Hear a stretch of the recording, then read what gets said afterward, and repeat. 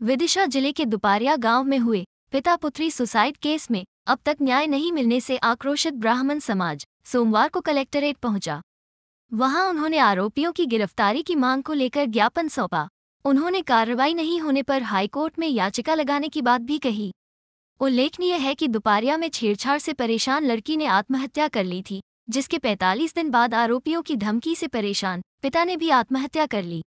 ब्राह्मण समाज आरोपियों के खिलाफ सख्त कार्रवाई की मांग करते हुए एडिशनल एसपी समीर यादव को एक ज्ञापन सौंपा। ज्ञापन में कहा गया है कि युवती से छेड़खानी करने वाले रसूखदार और आर्थिक रूप से संपन्न सुदीप धाकड़ के लिए इस प्रकार की चार्जशीट बनाई थी, जिसकी वजह से उसे आसानी से जमानत मिल गई। वहीं सुदीप धाकड़ के प्रकरण को खत्म कराने और गवाहों के बयान बदलने के लिए पीड़ित परिवार को धमकियां दी जा रही थीं। आरोपियों ने ब्राह्मण परिवार के मुखिया को मानसिक और शारीरिक रूप से प्रताड़ित किया, जिससे उन्होंने आत्महत्या जैसा कदम उठाया। ज्ञापन के जरिए पीड़ित परिवार के एक सदस्य के लिए नौकरी की मांग भी की गई है। उन्होंने चेतावनी दी कि 3 दिन के अंदर आरोपियों की गिरफ्तारी नहीं की गई तो वे हाई कोर्ट जाएंगे। ज्ञापन सौंपने के दौरान बड़ी संख्या में ब्राह्मण समाज के लोग मौजूद थे। जिला विदिशा विषय धीरेन्द्र गिरी गोस्वामी आत्महत्या प्रकरण में सुसाइड नोट में लिखे आरोपियों के खिलाफ एफआईआर दर्ज करवाने बाबत एवं प्रकरण की कायमी में जानबूझकर अवहेलना करने वाले पुलिस कर्मियों एवं अधिकारियों के खिलाफ कार्रवाई होगा। माननीय महोदय, उपरोक्त विषय में निवेदन निम्न प्रकार प्रस्तुत है।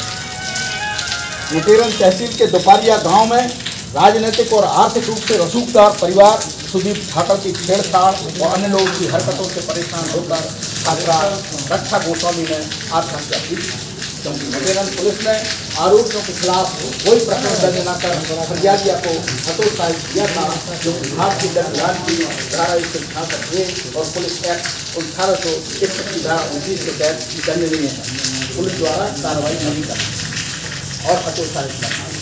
यह कि रक्षा गोस्वामी के सुसाइड नोट में लिखे आरोपियों के नामों में सुदीप धाकड़ तथा अन्य के खिलाफ कमजोर प्रकरण बनाया था, जो कि प्रकरण इतना कमजोर था कि आरोपी सुदीप धाकड़ को जमानत मिल गई। जमानत के बाद आरोपी सुदीप धाकड़ ने प्रकरण खत्म करवाने एवं गवाहों के बयान बदलवाने के लिए मृतका रक्षा गोस्वामी के परिवार के साथ मारपीट और धमकियां देना शुरू कर दी।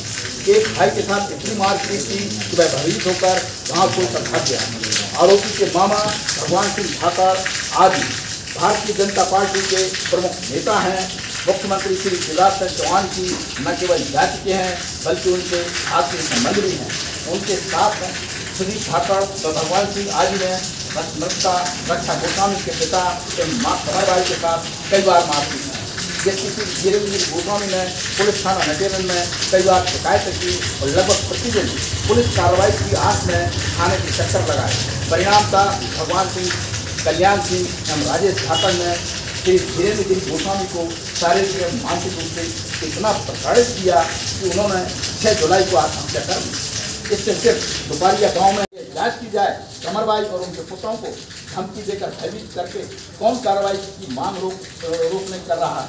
महोदय, प्रकरण आपके यानी कलेक्टर महोदय के पुलिस अधीक्षक विदिशा एवं माननीय मुख्यमंत्री शिवराज सिंह चौहान के पूरी तरह संज्ञान में है। यदि इस प्रकरण में भगवान सिंह धाकड़, कल्याण सिंह धाकड़ एवं राजेश धाकड़ के खिलाफ आपराधिक प्रकरण दर्ज कर 3 दिवस के अंदर गिरफ्तारी नहीं की गई तो न्याय हित में, लोक हित में माननीय उच्च न्यायालय के शरण में जाएंगे, क्योंकि यह मामला समाज और कानून के व्यापक हित में है। इसलिए हमें याचिका दायर करने का पूर्ण विधिसम्मत अधिकार अवधि है। समस्त ब्राह्मण समाज हम लोग दोपहरिया में जो कांड हुआ था, जिसमें कि रक्षा नाम की लड़की का सुसाइड हुआ था, उसके बाद उसके पिता ने सुसाइड किया, उनकी एफआईआर तक दर्ज नहीं हुई।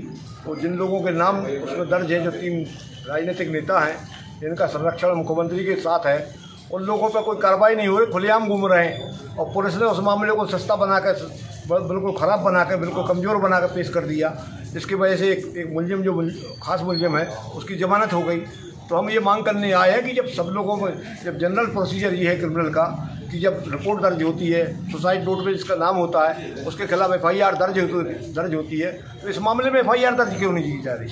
परिवार सुनने में आया है कि पूरा मैनेज हो गया, परिवार चाहता कोई कार्रवाई ना, परिवार पे तो दबाव डाला गया, प्रशासन की तरफ से दबाव डाला गया, राजनीतिक लोगों की तरफ से दबाव डाला गया, और उन्हीं लोगों के दबाव में लोग सीएम हाउस में मिलने के लिए गए, वही लोग मिलने के लिए गए। ब्राह्मण समाज का भी एक संगठन काम कर रहा था इसके पीछे, और उसमें बाद में ब्राह्मण समाज का वो समाज काम कर रहा था, वो लोग काम कर रहे हैं जो शिवराज की नजदीक है, शिवराज जी के जो नज़दीक है वो लोग काम कर रहे हैं। वो लोग चाहते हैं कि मामला भाई कि वही रफा दफा हो जाए, और पूरी जानकारी हम लोगों को हुई, इसलिए हम लोग ये आए कि ऐसा नहीं है कि ब्राह्मण समाज कोई 10 लाख रुपए के पीछे बिक जाए या मिट जाए।